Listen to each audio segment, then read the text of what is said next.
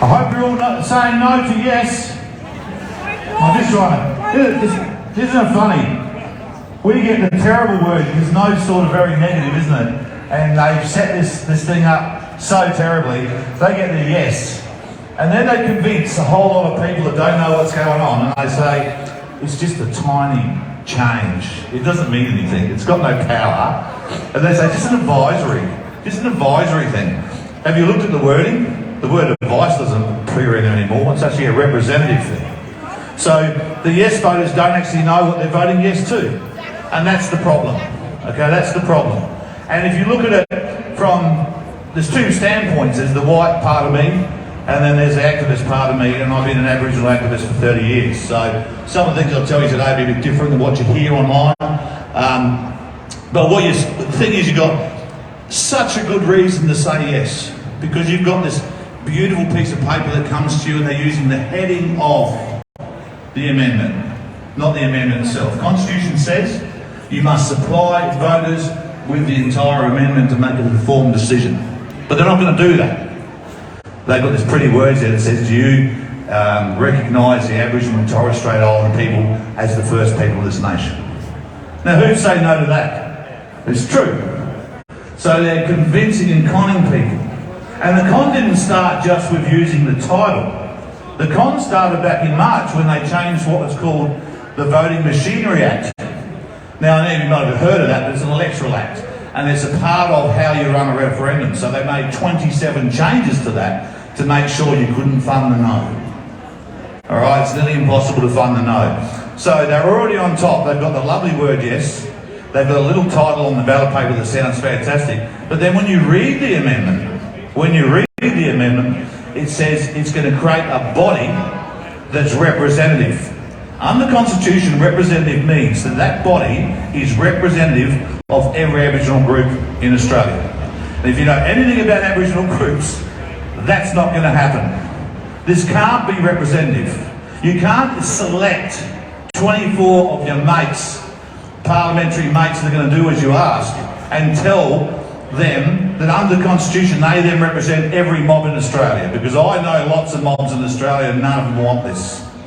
Okay, and white people, not being rude, shouldn't be voting on this first. The Aboriginal people had a right to vote first where they wanted this, and they were conned. In the same way the yes people, they were conned. Because if you see section 3 of the amendment, it gives full power to the Parliament. Full power to the Parliament.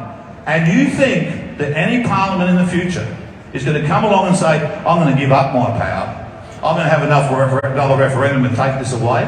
Not a chance in hell. We all know that. So this change is a big change. And if you've been to the High Court, which I have, every word means something. And representative means something really, really big. Okay? So if you give the government the right to choose a handful of people to be representative or represent all of the Aboriginal groups in Australia, you're in worse trouble than you were before. Because if you're not aware, you see quite clearly that they're telling us, these yes voters, that the Aboriginals got no voice. Oh, really? I've stood alongside some of the most powerful and passionate Aboriginal activists in this country for 20 years. They now have handed back 50% of the land. Does that sound like somebody with no voice? The funding to Aboriginal people is more than twice that of white Australia. Do you think they achieve that without having a strong voice? The people voting yes don't realise what they're voting for, because Aboriginal people do have strong voices and strong convictions. And by giving away the power of their voices to some mob chosen by Parliament so they can do all sorts of things with it, you start thinking about what land rights are going to be wanted in the future, because so far the land that's been handed back hasn't interfered with you and your homes, has it? But things might just change. Things might just change, and we need to be very careful of that. And I want to tell you how the voice will work and finish on that, okay? And I'm going to expose something to you, because I like exposing things and I get in trouble for it all the time, and it's not physical, by the way, don't panic. Up in the north, you're not aware of this, there's a subdivision called Riverlea. All right, there's a Riverlea subdivision at the moment. It's on Ghana land. So the Kaurna people have been given the right to express their concerns if something goes wrong on that land. And Aboriginals having some right over the land is not necessarily a bad thing for us, okay? Because they haven't tried kicking in out of their homes yet. So Rivoli starts excavating, what they find? Heap of bodies. Heaps of bodies. And they don't tell anyone. And so the minister gives approval to devastate that whole area. In fact, the people doing Rivoli will get 25 years approval from the Minister of Aboriginal Fair here, who's not Aboriginal, it says he is. He identifies as Aboriginal.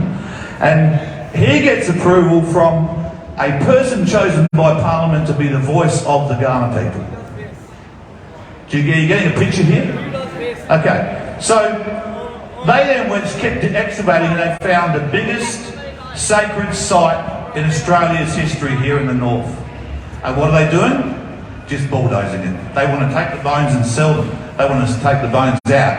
And the traditional elders don't want it. So in other words, this voice, I'm telling all this to the yes voters, this voice will take away the power of the Aboriginal people to have any say on what goes on their own land. Because they're not going to elect Aboriginal people. They're not going to let the Aboriginal people elect their own people. They're going to select the Aboriginal people who will be representative of the rest of Australia's mobs.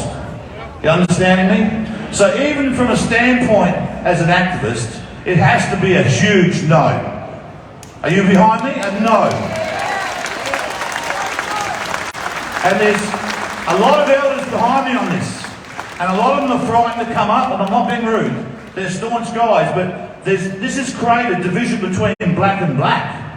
This has created division between black and white. If this isn't the worst thing that Parliament's done to this country to tear it apart, right, and its hearts and the compassion and its people and its children, and the way they're marketing and putting little kids up, is disturbing. Parliament should be sacked over this. This is the worst run referendum in the history of Australia. They're being dodgy with the wording. They're tricking people into voting yes without yes knowing what's going on, and they're doing the wrong thing. So I'm here to say, as an activist, and on behalf of some of the elders, not all, because I can't speak for them all, they want you to vote no. But in saying that, I'm a bit of a fan of treaty. I think there's a better way forward for this country without costing us any money. But I think to go there right now will take too long. But no, please spread no, and start talking to these yes activists and explain to them this isn't helping anybody. Thank you.